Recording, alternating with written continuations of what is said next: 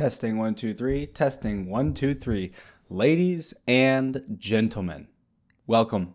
Welcome to episode, hold your breath, 142 of this wonderful show. Keeping it real is what I call it. My name is jackkadis, or you could just say jackkadis. 2 Ks, 1 K sound, consonants, vowels, all the same. Before we begin, a brief call to anyone interested in supporting the show. Please reach me at my email, that is jacklkadis@gmail.com. Jack, J-A-C-K-L, Kadis, K-A-D-I-S, @gmail.com. All right, I think we begin yesterday. Yesterday, I didn't necessarily wake up late, but I had trouble getting out of bed.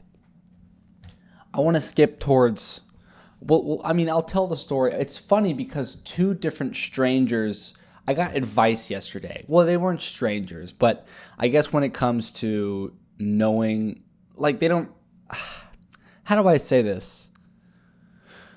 I'll begin to tell you what happened, and then we'll inevitably run into what happened, and then you'll know.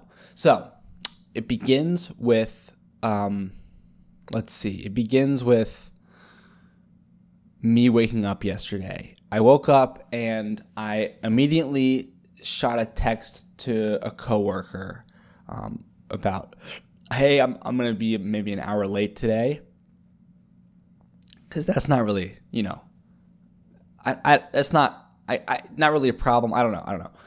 And then I guess it is a problem. And then I called later on and I was like, yo, could I be an hour and a half late? I asked her if she minded staying an hour and a half after she was supposed to get off. And I guess she reluctantly said yes. And so I took the time. I took the time. I got back in bed for like 30 minutes, and then I got out and got all my stuff done, and then made it to work with like 15 minutes to spare. And as I'm going to clock in, she, lectured me, and I was like, oh, I did not expect this. She said that because of me, she was late for a date. And I have to be completely honest with you. I know I'm completely in the wrong, so maybe I should just keep this to myself. But I don't understand why she would have said okay in the first place. I wasn't telling her on the phone. I was asking her. But then I think to myself, maybe I can be so convincing at times. I need to stop and think about what I'm asking people, and I need to think like, maybe it just needs to end with me. Like, I don't know. I don't want to be all like self awakening right now, to be honest with you. I just want to get to this weird point that ended up happening. And yeah, she lectured me, and I was like, this is the first time this has happened. And I was thinking to myself, I felt really bad. But I don't know. I also felt like, it was just kind of weird because, and I never said that out loud. I never said, well, I asked if I could be late, and you said no problem.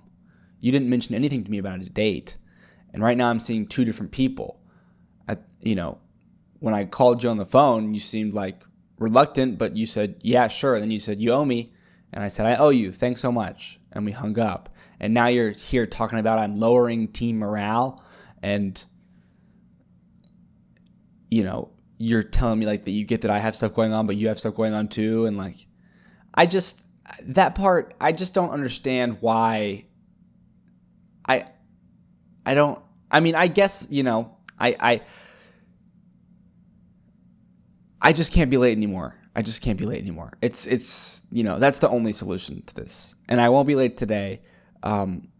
Anyway, then, she tells me that my big boss is going to come in and talk to me. And I'm like, well, fuck. So then for the next hour and a half, I'm just like waiting and dreading. And then in she walks, and I get the lecture of a lifetime. Let me tell you, she came in, and then she comes behind the counter, and she starts watching me slice, and I slice meat every single day. It's like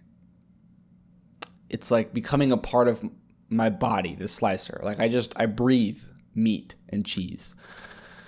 But all of a sudden she's watching me, and I know that like I'm about to get lectured, and she like came behind the counter. She's not in uniform, and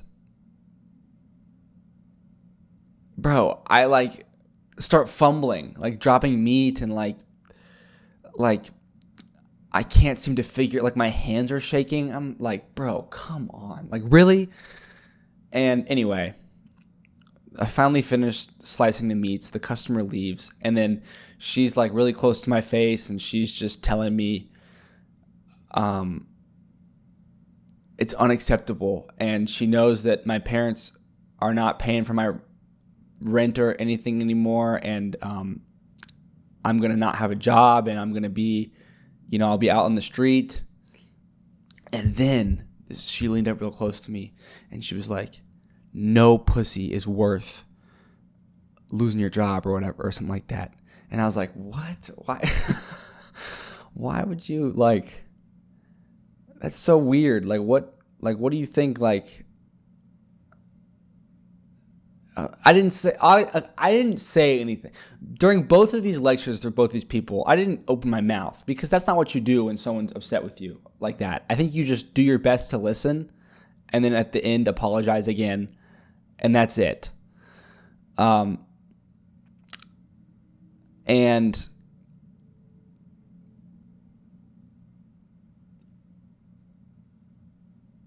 so then it was over, and she left, and slowly I was able to get a smile on my face and hang out with my coworker and close the store.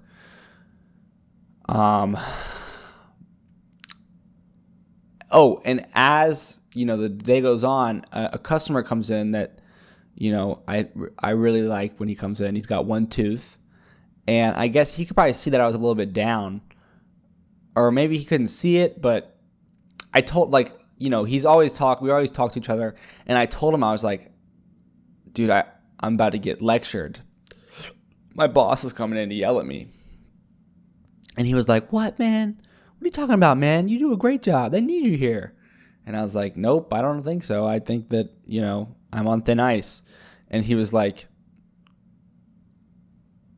you got to get up or I don't know.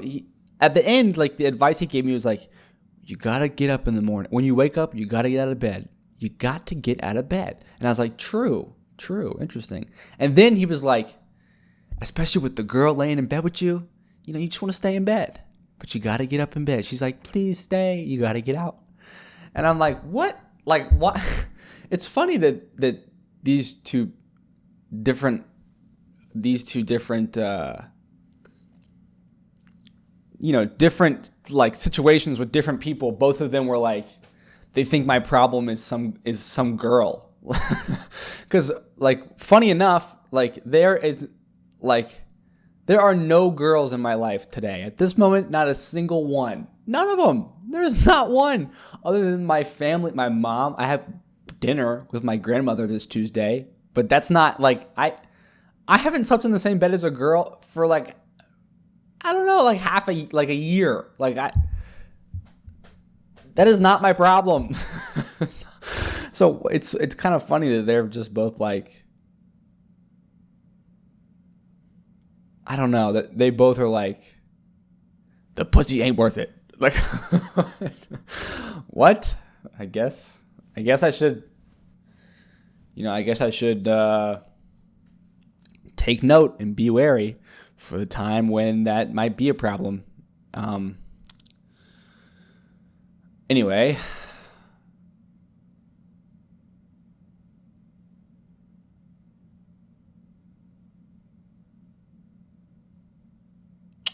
So, today, and then what happened after? I watched Breakfast at Tiffany's last night. Breakfast at Tiffany's. What a wonderful, wonderful, wonderful movie. It made me want to send it to, I mean, I just love that movie so much. I think it was great.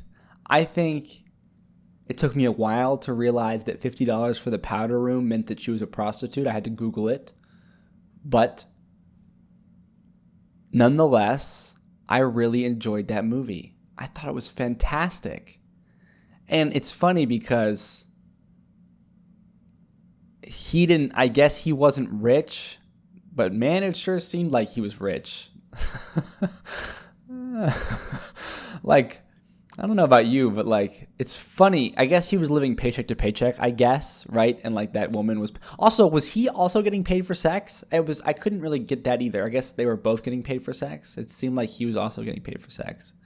But what's funny to me was it seemed at the end, like he was in the same scenario. Like he didn't have a lot of money either.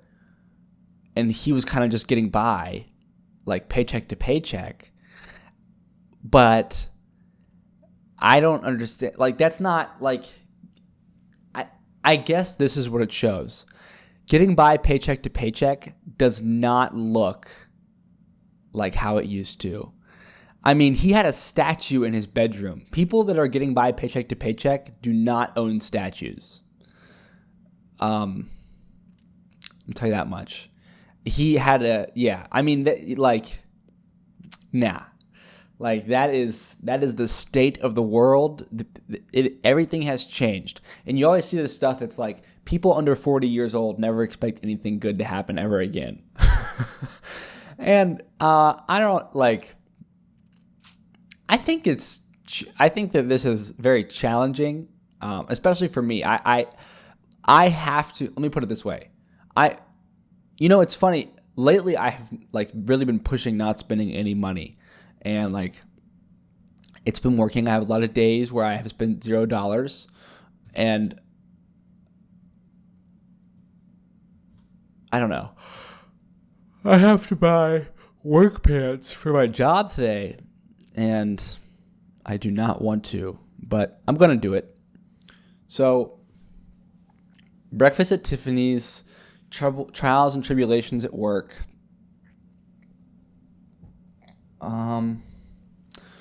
What else? I gotta say that I do feel good that, because that's very like, you wouldn't just say that to someone unless you cared about them. Like you wouldn't just tell someone like, no pussy is worth it. Like that's very like crazy and personal and like outlandish to say unless you cared about someone, right? So I'm very like, it makes me feel really good that I have this job and this boss who like, I don't even want to say thinks they know me that well. She knows me that well. Like, you know what I'm saying? Like it very well could be that like I'm late to work because like I'm worried about some girl, probably not because I'm like laying up in bed with one, but like maybe because like I stayed up all night like thinking about one, I guess, you know? And I'm really grateful that like I had like that's in my life. Like someone who's able to like stare me in the eyes and be like, this is what's good for you.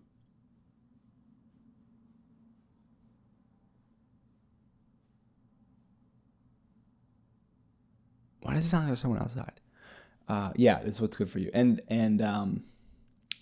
yeah, that's pretty awesome. So I would never take like offense to anything like that. And I'm sure as I continue down this video path, it will just be that more and more people start to think that like they have jurisdiction, and why don't they? To be honest, who am I to say? I think that I've got an open mind to it, and I'm ready for the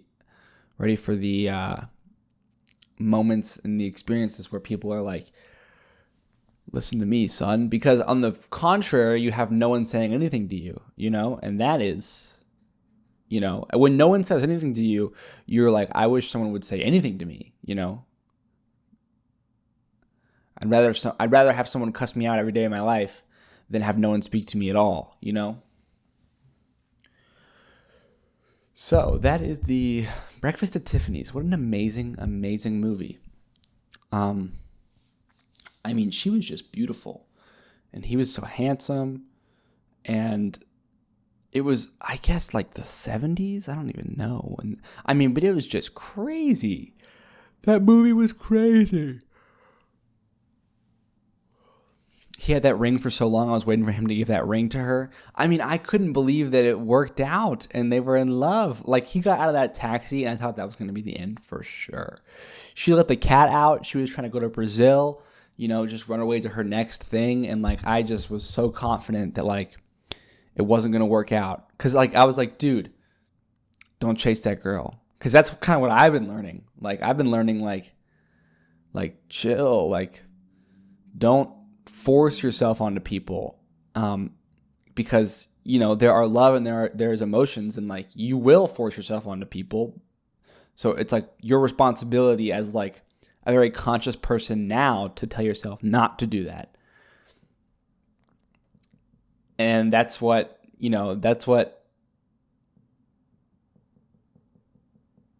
and he just kept on saying like, but I love you. And she would be like, you act like that means that you own me or something. And he says, well, I do own you. It was just very like old. And I really liked it. They were so in love, and I loved the movie. And I loved the scene where it was very like comedy in films used to be way different. And the scene where they go in and steal those two masks from that dollar store, it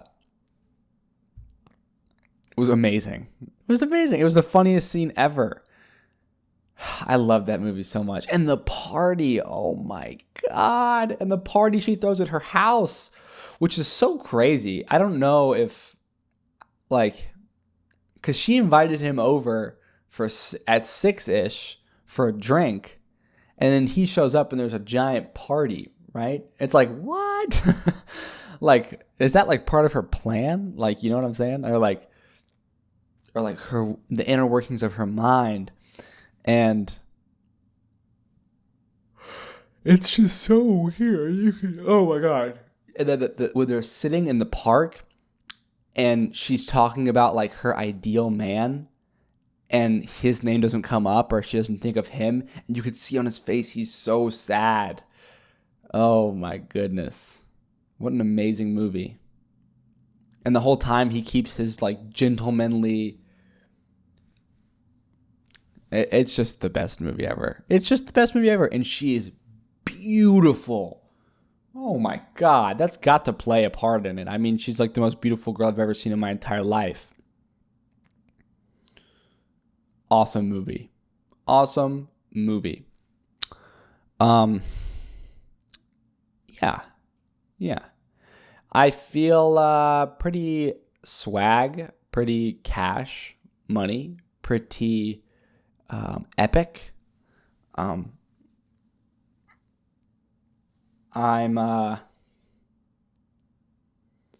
wondering,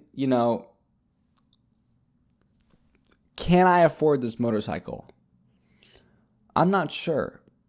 I am not sure. I sure would like to, but I may not be able to. It's going to be very close, and even if I'm just able to afford it, you got to think there's also camera equipment and such that I'd like to save for. And I just don't know if I can justify or make sense of purchasing a motorcycle that might not even make it home. I thought about trailers. If I can, I mean, a lot would have to fall into place. I mean, I could force it to happen, sure, but I'm not gonna. A lot of times I'll force it to happen and just leave a trail of burning money. And this time it's going to be a lot harder to force it to happen, because I'm going to have to do it economically. And I don't know where I'm going to find someone to lend me a trailer for free. Now, I have a hitch on my car. That is something that's changed. I have a hitch on my car. So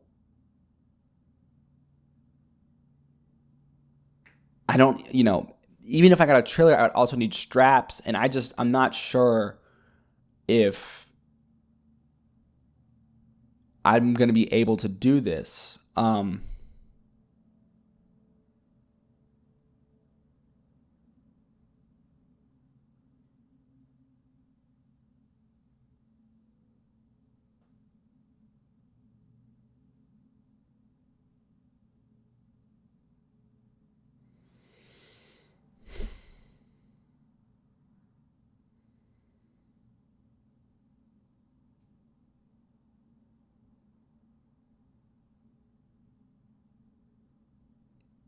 Yeah, it's going to be close. It's going to be tricky. I want the bike very badly. I want the bike very, very badly.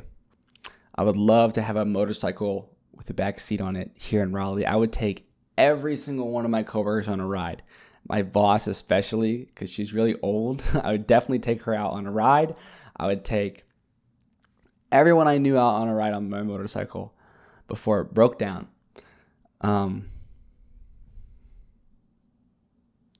This is episode 142 of Keeping It Real. I'm your host. It's interesting to see how I wonder who is here listening to my voice right now.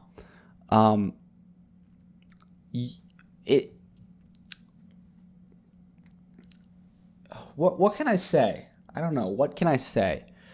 I wrote before we started that yesterday there was a lot of stress on whether or not I, how I'm going to start eating healthy is like today the day that I make a bunch of drastic changes.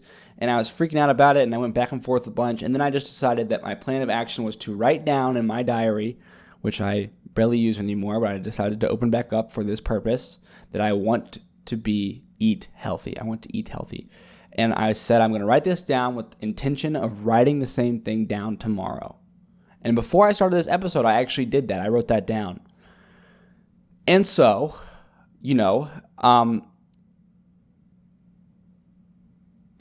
I am kind of a little bit more at ease because now I can tell you, like, I am doing something. This is me wanting to eat healthy.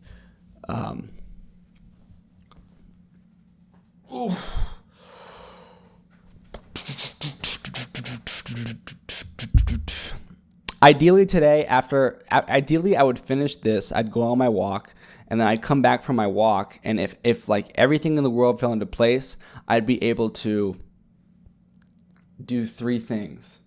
I'd be able to buy a pair of work pants, come back here, walk to Hillsborough Street, which is like a 90-minute walk, get my hair cut, and then get into work by 3. That's like the dream. That's the dream. And I think, I'm not sure if it's possible, to be completely frank with you. I'm not sure if it's possible. I know that when I finish this, it'll be about 12:15. And then if I go right for my walk, I'll get back around 12:45. And then I'll have about 20 minutes. 20 minutes. I could zip to Target for the pants. And as much as I hate Target, I feel like I know they'd have the pants, right? And it's clean and all that. It's going to suck spending that money, but I have to spend that money. And then once I have the pants and I come back, it can be assumed that it will be like, and this is all with the assumption that I save the editing for after work, which is already a big ask, right? But if we're pushing things around in the day, trying to get these 3 things done, then that's what's going on. So I am going to make it to, I'm going to make it back here around 12:45. If I can do that in a 30-minute round trip, that'd be very ideal. Get to Target, buy the pants, get home, 30 minutes. So that'll be 1:15 p.m. And then, I'm pretty sure the walk takes about, I think it was 7. It's going to be the difference maker. 1:15. The difference maker will fall down to Google Maps. Let's see. Google Maps. How long is the walk, brother? Search from, this is my address, directions to Jersey. Yeah, 1 hour and 20 minutes. So that's 80. That's 80 minutes. So I might be able to get the pants and go on the walk. I just won't be able to. But if I walk to work, then I have to walk home. I think it's really ambitious for me to want to get these 3 things done: pants, haircut, walk. But in reality, I think what's most important is I edit the videos before work. I think it's important that I edit the videos before work and I go get my pants. I think that is what's going to make today a success. So when I finish this, I'll go on my walk, I'll do the rest of my video, and then I will do all the little things, fly the drone, make the intro, and take a trip to Target. Maybe there's like somewhere, there might be able to stop, but this is the thing about it, right? I wish I would have just ordered the pants on Amazon, because now I'm going to spend so much more money. It's just a shame. But, it's just, I just have to buy the pants. I got yelled at work yesterday. I was wearing the wrong pants, so I have to buy the pants. There's no way around it. I must buy the pants. Way ho, buy the pants, yo. So for anyone that has no idea, my name is jackkadis. I've already said it a couple of times, but you might have just skipped to the middle of the episode. And if you did, hello. I'm glad you're still watching. I don't care if you skip around. I want to just tell you that in a year from now, July 26th of 2026, my lease will be up and I will be moving to New York City, preferably like the Lower East Side. Ideally, I'll be moving to the Lower East Side and I will have enrollment at Fordham or Manhattan University, which is way up in the Bronx, and it would be about a 30-minute commute by like subway every day and like a 45-minute bike ride or 50-minute bike ride. And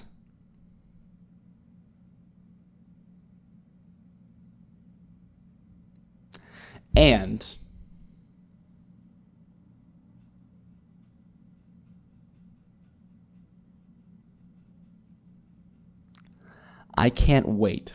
My brother FaceTimed me yesterday night. He lives in New York City. And there was this thing with this boat, the boat crash. And he went out to see it. And man, I got to live in the city. I have to live in the city because I have a mission. I saw this thing the other day that was like from one of my idol's brother. My idol's Casey Neistat. He has a brother named Van Neistat who's just as awesome. I think his older brother too, which is crazy. And his older brother is like, I lived in New York City for 20 years. I think it should be mandatory for every American to live there for at least 1 year, kind of like the draft. And he was like, New York City, especially if you're in your 20s, will chew you up and spit you out. It is the best thing ever that you could do for yourself, especially if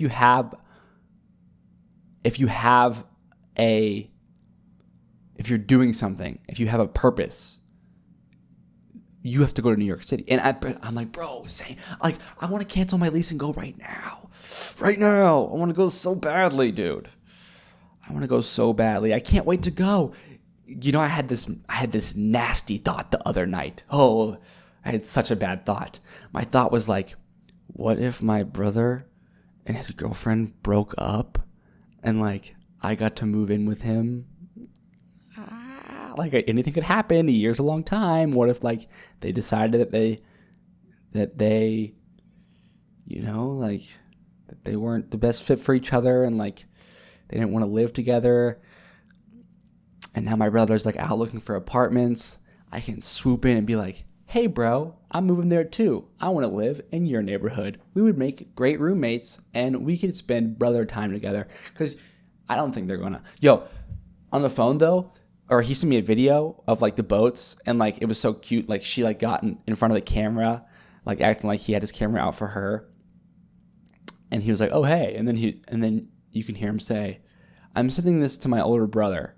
And I'm like, damn, he is like really like living life. Like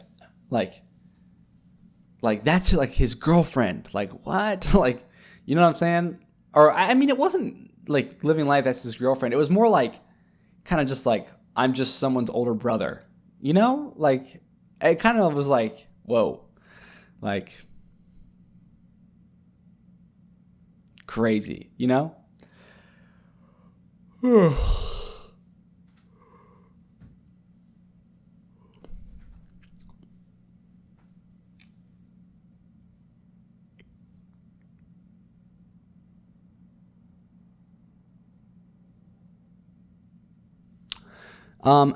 What can you say? What can be said? Well, a lot of things. I apologize for the yawning. I have to say today I actually got out of bed when I woke up. And that's a good thing because my alarm, I guess I forgot to turn on. So I was like sleeping, and then I was like, ooh, my alarm. I'm still, even if I wake up now, I still wake up before my alarm. And then I kind of did open my eyes and I looked at my alarm and I was like, oh, it's 30 minutes past when my alarm was supposed to go off. And I opened my eyes and I'm kind of like, wait a minute. I'm like awake, you know? Like, I really can just like get out of bed right now, you know? And so I do. I did. I would. I wumbled. I dumbled. I tumbled and strumbled. And there I was, out of bed. Here I am, showered, shaved. It felt different, I gotta say. Different time of the day, different attitude, different. And you know, that's probably why I'm all over here like, what can I get done before work? Most of the time, it's like, focused, get video done. Focus, get video done. And there's no room for like reaching out for like bigger things like, I want to get the video done and stuff like that.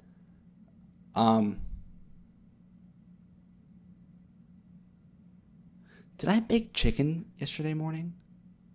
What a weird thing for me to do. No wonder I was late to work. So, you know, this is the show. Let's go. No slow.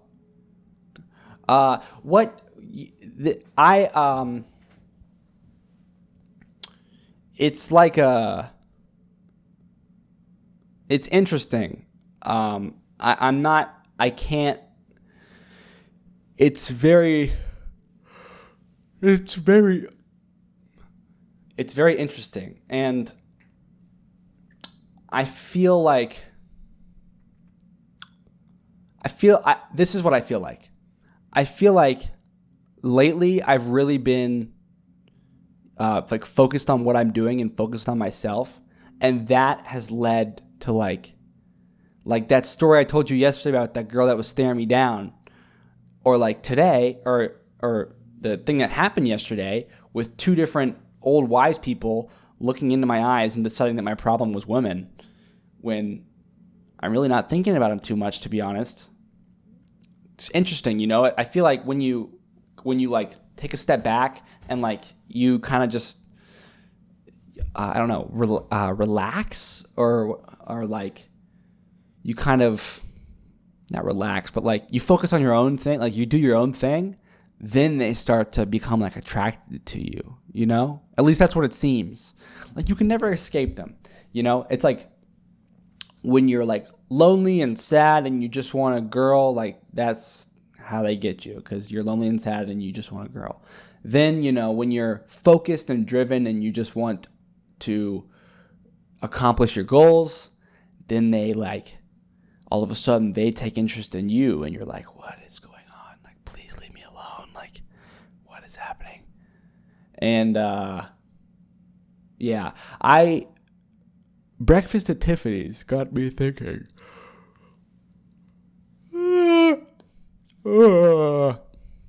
Breakfast at Tiffany's. I just love that movie so much. I love how it opens. Like, it opens and you think that she's like some sort of supermodel, you know, rich girl. And it's funny that that's how it opens because, like, that is, I think, what she'd want you to think. But it's interesting and tricky because a lot has changed since the time that movie was written. So it's very much like it's very much like a different language. It's coded differently. And like if I lived back then when it came out and I saw the opening scene, would I be able to say to you, "Oh yeah, that's definitely a prostitute"? I don't know. It's hard to tell. You could definitely Google these things, but I don't know. I a lot of it I like to leave up to my own interpretation. Aside from like, things that really are like, oh wait, I think I need to know this for like the core plot of the movie. Like, what is $50 for the powder room? That's $50 for sexual favors. Oh my gosh, and that Chinese dude upstairs, that was like the most racist character ever. That's all I could think about. All I could think about is how that would like not fly today at all. But it's weird because I think today we are moving into like this different world where like, yeah, that wouldn't fly for like a movie studio. But then you have SNL, and I watched their season finale last night with Colin and I forget the black guy's name, where they write jokes for each other to say. And will you listen to this joke? I mean, I'm going to say it and I feel like uncomfortable saying it, to be honest with you. The black dude writes the joke for Colin, who, can I just say, Colin really seems like he has it all. His wife is Scarlett Johansson, and he's one of the hosts of SNL. Like, I just feel like Colin's one of those guys that I feel like a lot of guys look at and is like, yep, he won the entire like life thing. But anyway, he's reading out this joke, and he's like, Steve Kerr, the coach of the Golden State Warriors, is in the audience, and I heard he brought his son Nick. Well, something. Steve's not my favorite, but I do have to say that I love Nick Kerr. Like, what? Like, obviously, it's crazy that he named his son Nick, because I had looked that up, and yes, his son's name is actually Nick. But if you didn't get the joke, it's like the hard R. It's the hard R. And that's why it's funny. And that's like for me, like a middle school lunch table joke. Or, I'll rip, sometimes with my friends, or it's late at night feeling crazy, but like, that is very much a joke that you keep away from the light. Like, you don't tell anybody that you find that funny. You know what I'm saying? But it's funny nonetheless. And here's SNL, and it's SNL is yeah, it's all about comedy. But it's like in New York City, and cities are blue, cities are safe, cities are woke. But here you have this joke, and it rings so loud. And I feel like it pushes back against all that stuff, against that mindset that I have when I watch a movie from the 80s, and, guys like at the beginning of the movie, like the guys will try and bang down her door because they think that she owes them something because, I don't know.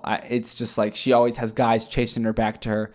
And like, that's like, in my mind, it's like, that's totally unacceptable. That would never fly today. And it wouldn't, but I wouldn't be so quick to say that like today we've lost all ability to like push the envelope or like do things that we think aren't okay. Like, we can just do things that we think are funny and just like rip it and be funny. And SNL, I'm such a huge fan. Writers, you guys killed it. I can tell that there is a young group of writers in that room, because that joke was amazing. I guess Michael Che is his name. Colin Jost and Michael Che. I guess Michael wrote that joke. But I feel like, he had to have had the writers help him out. He had to have. And because these guys are, they don't, like, they have professional writers. That's like a big part of the show. These guys are the ones that talk and read. Like, they can't be expected to do everything. And it's probably a lot of pressure to write jokes for your co-host on the season finale. So I'm sure they had help. I mean, and I've been seeing a lot of it. Like, there was this one skit that I saw like a month or two ago about like someone at the eye test with the doctor. And instead of the numbers, they just started showing crazy pictures. And they were like it looked like AI generated pictures of like naked Kermit the Frog and stuff, like just like really crazy stuff, like sexual things with characters. And I'm like, how close am I in age to these SNL writers? Because it's got to be closer than I think. I mean, maybe it's the exact same. Because like, how are they? Because it seems like they're trying to break into like this new era, and they're like, bro, what? Like, I am all for it. I love it. I love it. If you're wondering what the future looks like, watch SNL and see what you can see, because those guys, I mean, comedy is so important, and like, I just think they do a great job. I think they do a great job. Yeah, so I'm on like a generational movie run. I saw Interstellar, I saw The Fault in Our Stars, and then I watched Breakfast at Tiffany's. I wonder what I'll watch tonight. I wonder what I'll watch tonight. I wonder what I'll watch tonight.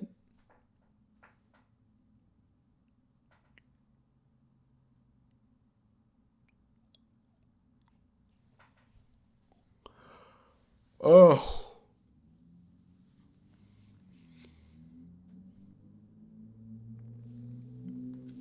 Another thing that makes me feel really gross is my hours got cut. This week I have like just above 30 hours. I have like 35 hours. Next week I have like 28. And the week after that I have 21. And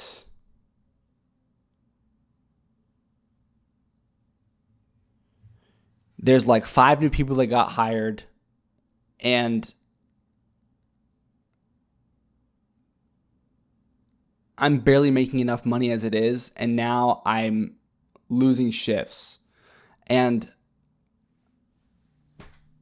you know, I'm not going to sit here and complain.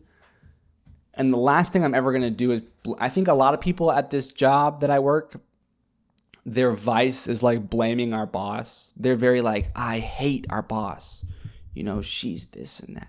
And I guess, she makes it easy to make her the enemy, I have to say. And if you talk to her, you'll realize that she does believe that everyone doesn't like her. And that must be a sad thing to believe.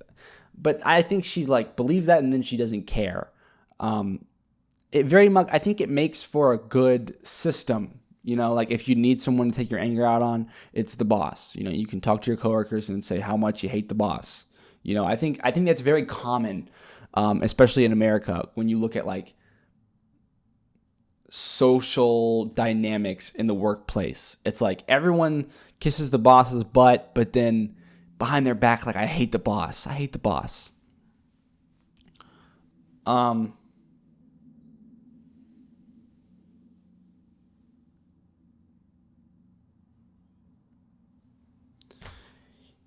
feel like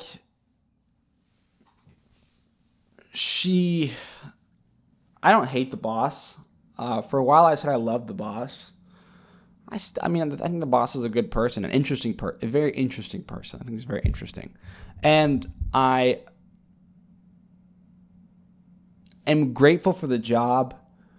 I'm never going to be asking for a raise at this place.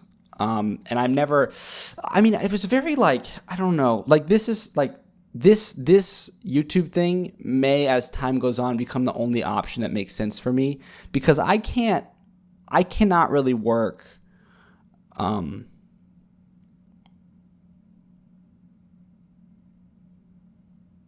underneath somebody. I could work like alongside people or above people, but I can't, like, when I think about these next 40 years of my life, they say what you have is you have 40 years in your career. From the time that you're 25 to 65, you have 80,000 hours. That's the amount of hours that you'll spend in your life working your job. I think about a lot of things. I think about how like insignificant everything is, and I'm going to die. I think about the example that I set while I'm alive to my siblings and my family and my friends, and I think about what makes me happy. I think about what I think I do well. I think about a lot of things all at once, and I guess it gets sort of overwhelming. And I just, I can't. I guess I can't knock it because I haven't tried it, right? But you have Jersey Mike's and Automobile Car Wash, and then you also have desk jobs, which can I say, you should go watch. The Imp Lemon is one of the most fantastic YouTubers of all time. He just put out a video on the movie Office Space. You should watch that video because it really strives to tackle the question of, is the office job really the be all end all? Because I mean, it like for in a decade like Breakfast at Tiffany's, right? You have the computer is starting to emerge, and all of a sudden, like there's great air conditioning, and that makes me sound like I think that was way long ago. I know it wasn't that long ago. I get it. Trust me. But what I'm trying to say is if we just focus on the country, at least, have come to this point in our history, even not just the country, human civilization, where you can provide and give value to your tribe, your community, by sitting still in a chair all day and just moving your fingers and your wrist on the mouse and the keyboard. And that, my friends, that simple fact is very much seen as like this crazy entry point to this new era of what it means to be a human being. And I'm sure you could say that it's always been this way, whereas even when everyone's job was, took intense manual labor to achieve, people would be in the fields or farming, and they'd wonder, like, is this really the point? I'm sure people always wondered if this is really the point. Seriously, I believe that there's never been a time period where everyone has thought this is always really the point. And what am I necessarily doing by like trying to do something that not everybody does? Like make videos. Like, does that actually provide any value for anybody? I don't know necessarily. I don't know.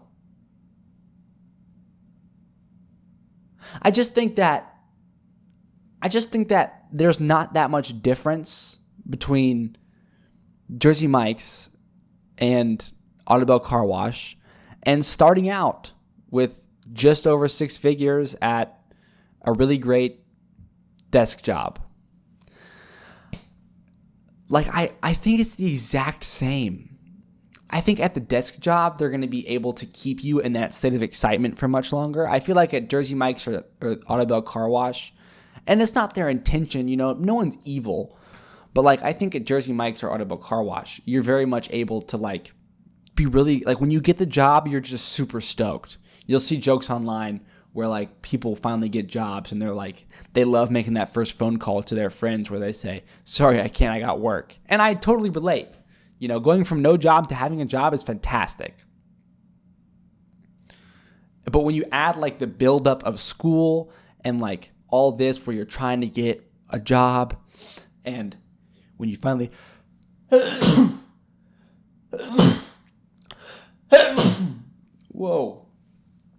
when you finally get the job and there's all this like buildup and like negotiations for your salary, and you check in with the HR department, and it's very like there's all this extra padded stuff to it, and you might even get benefits like healthcare and things. And then bang, you sit down at your desk. It just, instead of 2 months, it might just take 2 or 3 years to start to get that feeling in your chest like, what do I really contribute here? And maybe it's just my age, and maybe eventually I'll get to the point where I feel like I'll be able to make the most of Jersey Mike's or the car wash or a 6-figure desk job, and I'll wish that I had the 6-figure desk job. I'll be like, well, if I'm able to make the most of anything now, might as well be the thing that pays me more, right? And maybe I'll think, why did I waste so much time on YouTube? I don't think I'll think that, because I believe that I believe I'm letting a part of myself out by doing this that really, it's like if you hold in your pee for long enough, it starts to hurt. You know what I'm saying? And then when you finally pee as you're peeing and it's painful, I feel like I'm finally releasing a very long pee that I've been holding in. And that is like doing something that I can tell people, I'm my own boss. Do I make any money yet? No. Do I, am I able to? No. But I'm my own, I'm working towards it. If I died today, I could say I tried. And that is an honor. That's an honor. And that's what it's all about. It's like the key. If you're working that desk job, do you think it's an honor to be there? Because it's up to you to think that. I think if you want to think that, you can think that. You can just simply think, I think it's an honor to be here. So I don't know. I don't know where I'll end up. I don't know what I'll do. I like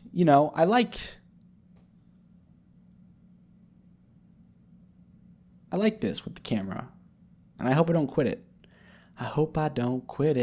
I found that there's no more, I'm very detached from the person that used to think but my videos are really awesome. Why don't they get millions of views? Nowadays, I really, truly understand and see the 8-10 hours of work each day that these YouTubers who are truly famous put in. We just had a guy, basically throw in the towel, called, I think, Outdoor Adventures. I don't know what his channel is called, but it's like a family channel where he's really good at being outdoors and surviving outdoors. And he'll often bring his son and his wife, and they go to these super remote places and do these crazy things, and he builds these awesome shelters. And it all only exists in my world to me because he's able to do it on YouTube. Now, this is much easier said than done. A good YouTube channel is one where you're not even aware, you don't even think for a second. It's funny how YouTube works, because I think the draw to it is oh, this is a person just like me making this video. And it is. But there's something crazy about the disconnect that I think people have between how much work it truly takes to make a video that you'd actually watch and how easy it looks. If you look at let's do Ryan Trahan. You can search him up. Ryan Trahan. This is a fantastic YouTuber. He's very family friendly. He's very easy to watch. He does a lot of fun things. He'll go around the country reviewing 1-star hotels. He will, he's a great YouTuber, fantastic YouTuber. But you must understand that, when you watch one of his videos, right? You're just wow, this is so clean and happy and good. But what you don't think, what I think when I start to watch one of his videos is, wow, none of these cuts are on the screen for more than 3 seconds. Every 2 to 3 seconds, the screen cuts. And but his voiceover will change, and you still are able to follow the story very easily. It's very digestible. But every 2 to 3 seconds, something cuts. So now you'll take what I'm doing here with this podcast, right? And I'll often tell, maybe I'll get it in my mind for some reason I should never, but oh, this is a grind. I work so hard. This podcast is an hour of my day. An hour where there are, look. I don't cut this at all. There's no cuts. The camera turns on, the camera turns off, and that chunk gets uploaded. It is nothing. No work. Nothing at all. Don't you understand how many different clips this man, Ryan, has to film and how long it must take him to edit just 1 minute's worth. What's 60 divided by 3? 20. 60 seconds of his video, 20 cuts. I don't cut anything here, but in my 10-minute videos, I do make cuts. And every 10-minute video has, I'd say, about like 10, 11 cuts. And that takes me like, 5-10 minutes. Like, do you see how this scales? Ryan's videos are like 30, 40 minutes. So let's scale it. If 11 cuts takes me 5, let's just do like 15 cuts. If 15 cuts takes me 5 minutes, then 60 seconds, 20 cuts. I'm starting to lose my ratios. All I'm saying is, it's not possible to make a Ryan Trahan video in one day. And, well, I don't know, because that is what I'm working towards. I have to say, that is literally what I'm working towards. I'm working towards making that amazing digestible stuff and doing it daily. I'm slowly adding cuts, adding stuff slowly. And that is what I'm working towards. So I definitely shouldn't say it's impossible. I think it's possible. I think I'm like headed towards this fantastic niche on the internet where people do see my stuff and they think, this is so awesome. He's just so like relatable and like easy and digestible. That's what I think. Like, that's kind of what I'm hoping to accomplish. And I think I'm headed there, but you got to give respect because it's like a lot of work. And like I said yesterday, YouTube has very much changed. He may have editors, and he may spend his 8-hour workday just collecting clips. But yeah, it's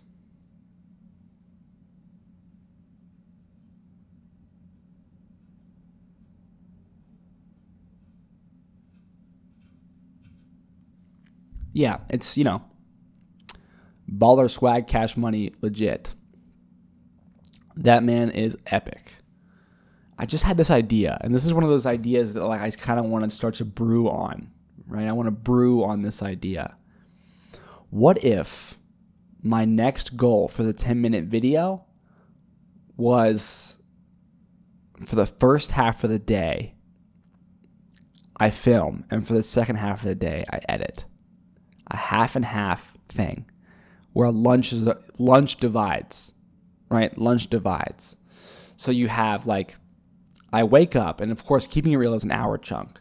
But then like for the rest of today, I'm not gonna do this today, but I'm brewing on the idea, and I'm thinking, okay, if I were to do it today, the camera would come with me to get pants, and I would be filming everything, and I would do my best to get all these shots and take them back, and I would have like a lot.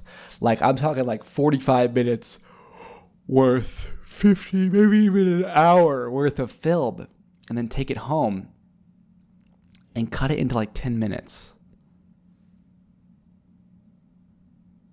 And that's the second half of the day is just editing. Like, the first half is like all filming, and then it's all editing. And then like that's a step towards like how good of a video can I make about the first half of my day every day? You know what I'm saying?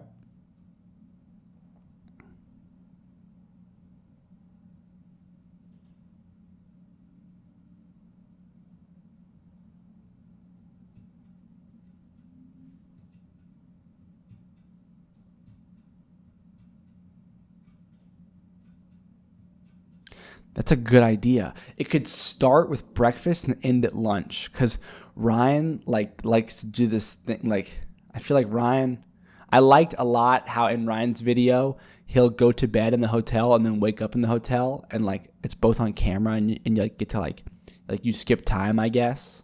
So you could start with me eating a meal, and then I finish the meal, And then, I don't know, I just feel like it'd be cool. It'd be good. I like it. I like this idea. We'll probably brew on this some more throughout the day / tomorrow. And I'll see you tomorrow. This has been Keeping It Real, episode 142. I've been your host. I need a haircut. I need to do pants. I need everything. So I'm going to try and do everything. Thanks for your ears. I'll see you. Peace.